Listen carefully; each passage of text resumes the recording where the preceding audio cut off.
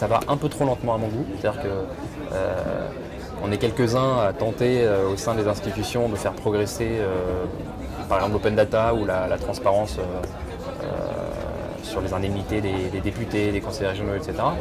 Et souvent on est un peu seul en fait.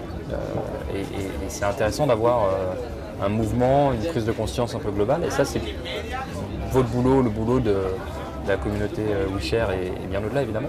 Lost in Transition, c'est intéressant comme thème parce que c'est très honnête. C'est-à-dire que le WeShare, ça a quelques années. Moi, j'ai vu le début, puisque j'ai la chance d'avoir des amis qui ont participé à la création.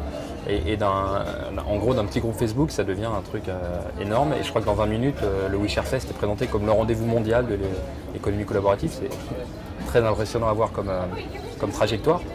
L'interrogation sur qu'est-ce qu'on fait, qu'est-ce qu'on devient, qu'est-ce qu'on veut faire, comment on s'organise, c'est un vrai débat. Et c'est intéressant déjà de l'afficher. Il y a tout à refaire dans notre démocratie.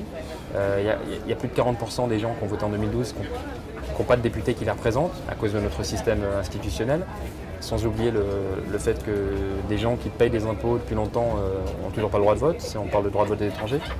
Donc il y a tout à refaire dans notre démocratie. Il y a beaucoup à s'inspirer de ce qui peut se faire en organisation plus collaborative, y compris pour trancher des désaccords, en restant en désaccord, mais en prenant des décisions plus démocratiques. Lost in Transition, c'est aussi la transition écolo.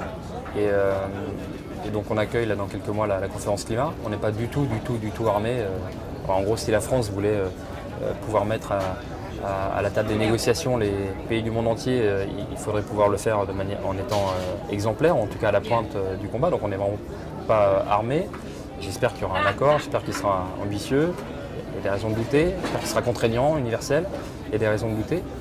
Mais on ne peut pas s'en tenir à cette interpellation des pouvoirs publics et dire bougez-vous.